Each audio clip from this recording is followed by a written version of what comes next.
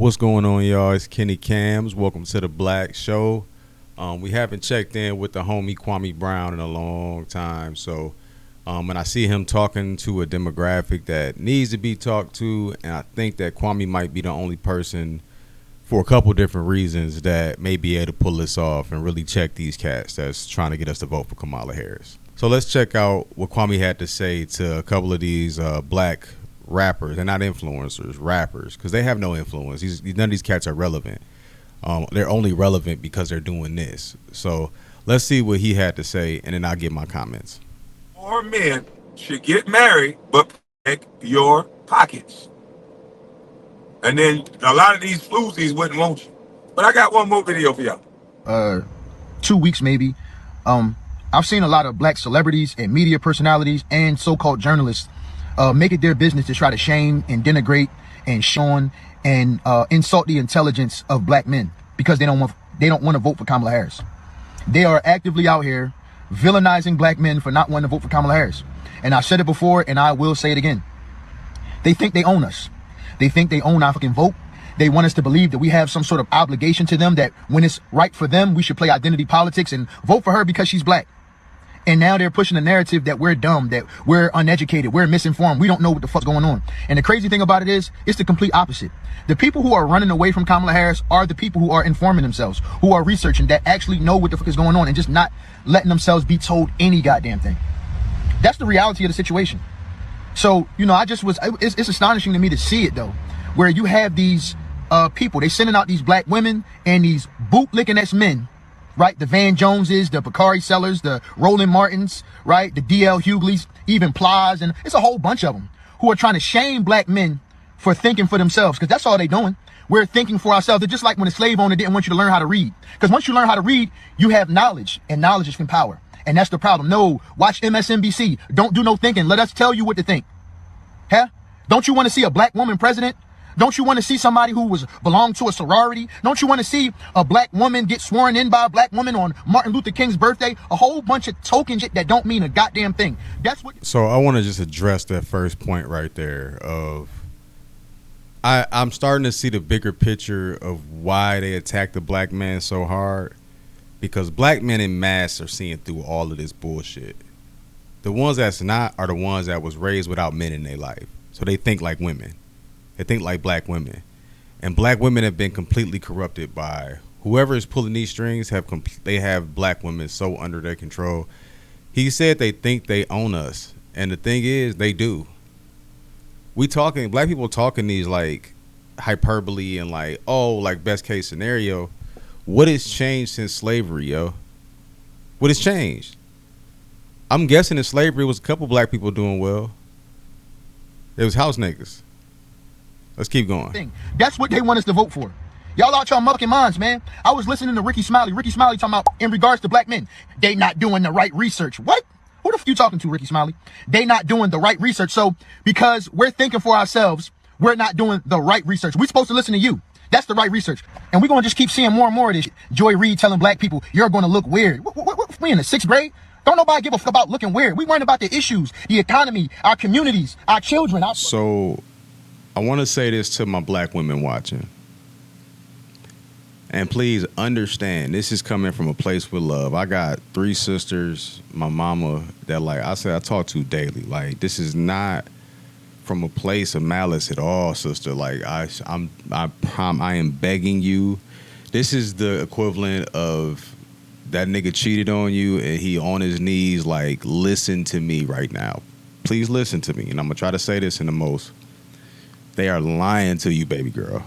They're lying to you. And when all of this is exposed and all of this falls out, it's going to literally fall on the black women's shoulders. And they're going to play it in the media like it was all y'all fault. This is when they say, like, this is a bigger, I just thought about this right now. This is a bigger exercise in black male and female relations. This is why they say, like, it's something that your man might see that you missing. And this is one of them moments. And I see why they attack the black family so much, because the Democrats wouldn't be able to do what they do without us. and controlling us. So please, black women, like, start looking into this stuff. Do not vote for this lady because she's a black woman. If you agree with her actual policies, then that's fine. But please educate yourself. The stakes in this, black women, most of your entitlements, your WIC, all that stuff is they're lying to you. This is that nigga that's selling you all these hopes and dreams. That's an actual drug dealer that's got you in danger. And right now, I'm your uncle and your dad in this situation. Like, baby, this is not a good situation for you. You really need to listen to me on this. So I just wanted to say that to the black women. Like, it's no hate in my heart for y'all. I love y'all. But y'all gotta wake up right now. It's too close. Y'all know I don't usually talk like this, but what's the end of August. It's too close. And I see y'all falling for the same. It's y'all living out a Tyler Perry movie with the government right now. Let's keep going with Kwame. Our children, But I think that young brother was absolutely right. That's what I was saying the entire time. All the black bourgeoisies are just playing identity politics. And now I'm glad that it's a lot more people seeing this shit. For a while, I'm getting frustrated. I'm getting faded, mad. Because I'm like, damn, am I just crazy or is everybody stupid? And now I know that everybody ain't stupid. It's some people that can see exactly what's going on. So yeah, man, I can sleep better at night. I'm gonna replay that. I'll replay it. Cause bro was kicking game. Nigga, who you think you talking to, Ricky Smiley? We know our research. This woman ain't nothing. And I'm not ignorant enough to do it again, to vote for somebody just because of the color of their skin. I did that already with Obama. And look at what that got me. I'm not voting for somebody just because they black or just because they're a woman. I'm not doing it. Or because they black and a man. I'm not doing it. Call me what you want. But I think I deserve 26 billion worth of opportunities like the agents. Yeah, I think I deserve $26 billion. You know? Shout out to Tariq Nasheed. He's been very vocal about this situation. I wonder if they're going to say unfollow Tariq Nasheed. Because, Ricky said unfollow everybody. And Tariq said Ricky is his good friend. I guess they not friends no more because Tariq said Kamala is not black and he's not supporting her with those wicked policies because she has none. I want 26.4 billion to be exact. Thank you, Chris. Yeah, we need to run that bread. Damn all your tokens. Steve Harvey, D.L. Hughley, Ricky Smiley, all this. It's a black woman gonna be sworn in by a black woman on Martin Luther King Day. Are y'all crazy? No, we're not crazy. Cause milk still gonna be high as hell. Cheese still gonna be high as hell. You still not gonna be able to afford to take your family to a restaurant. So nobody cares about your tokens, Ricky Smiley. What part of that don't you understand? Yeah, we don't care about your tokens. I don't. If I can't call up the Georgia Power and say, hey, I come from a black woman, leave my lights on, then I don't want to hear nothing about no lady going into office being a black lady. We don't want to hear that. Georgia Power don't want to hear it. The rent man don't want to hear it. The tax man don't want to hear it. If all I had to do was flash a black card and everything was free, shit, I'll say let's vote her in. But that don't got nothing to do with nothing. It really don't. Can't none of them niggas talk policy because it ain't no policy. All they got is that she's an alpha by alpha. And everybody talking about the Divine Nine is going to make sure she get in the office. Well, okay. The Divine Nine better not be crying when she f everything up. Just don't do no crying. All this symbolism. The Divine Nine. That's a strong group. That's cool. But why is the Divine Nine going to put this woman in office when she even get voted in by her own party? The woman track record is garbage.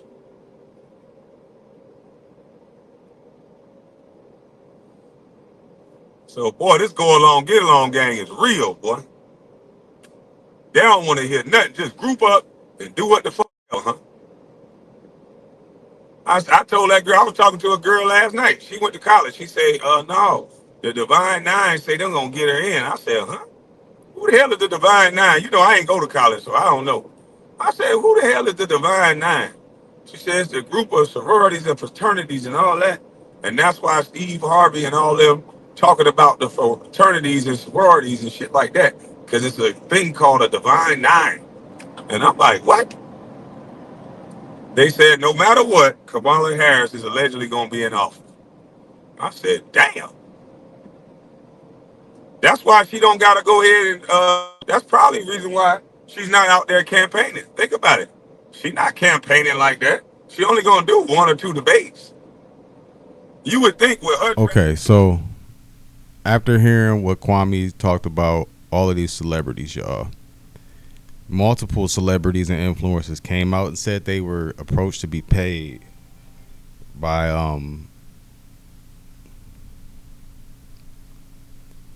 so after listening to what Kwame had to say, right, and knowing what we know now of the actual proof of influencers being paid by the Kamala Harris campaign to promote her, they're looking at Kamala Harris as she's like a marketing. It's all marketing behind this, PR. Why are y'all still listening to, even entertaining Plies and Trick Daddy and Ricky Smith when these cats been goofies the whole time, bro? Look how they dress. I tell you, never trust a man that ain't got no mustache. Most of the ones he named don't have no mustache. Like, these dudes are not honorable men, bro.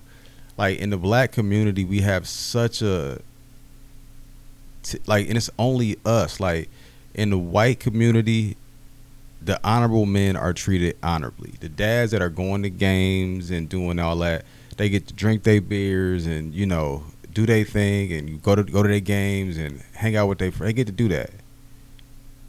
In the Asian community, the honorable dad that's working his ass off, they might not like him that much, but the kids and everybody respect him, and they know that dad is doing for the best of the family, so they work hard.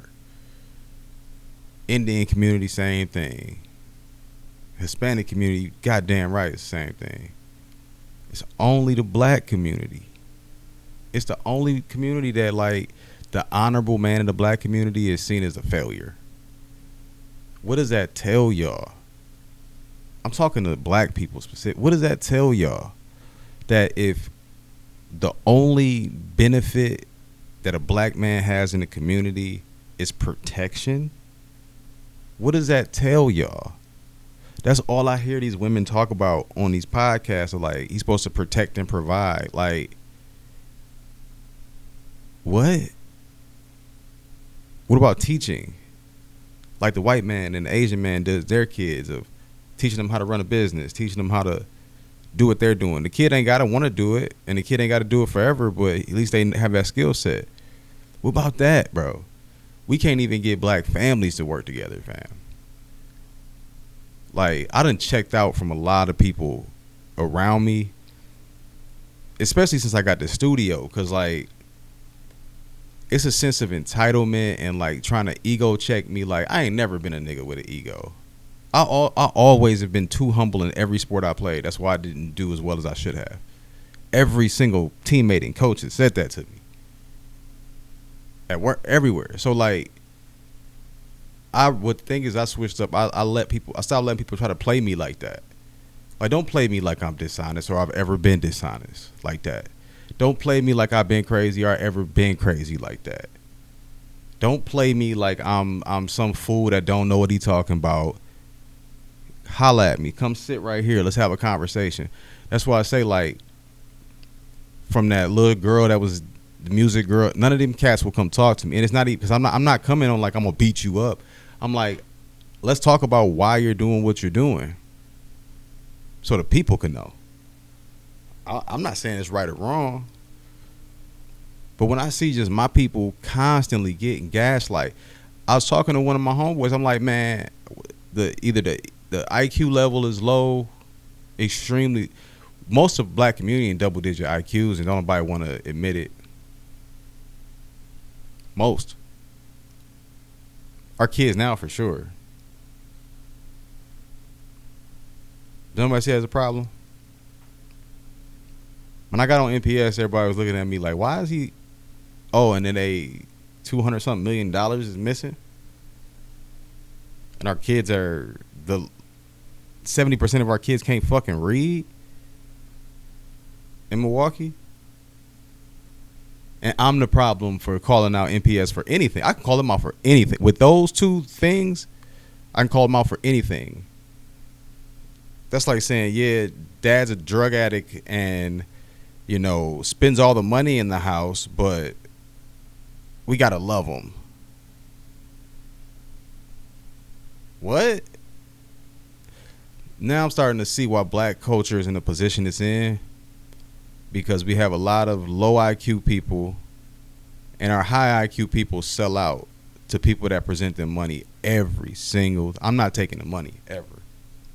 I'd rather be a broke, poor. I done did it before.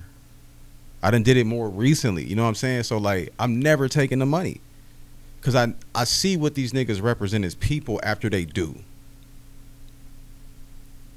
and I don't respect none of them, bro. None of them. These is millionaire black men acting like little scared little boys. And you know why? They're not supposed to be where they're at. They're not supposed to be in the position they're in.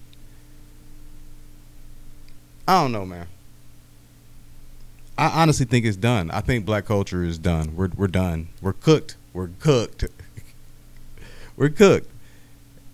If y'all vote for these motherfuckers, we're cooked. We're cooked either way, because like y'all so arrogant and so that ego so much y'all don't listen to shit, or y'all think y'all know better than shit, like that math problem.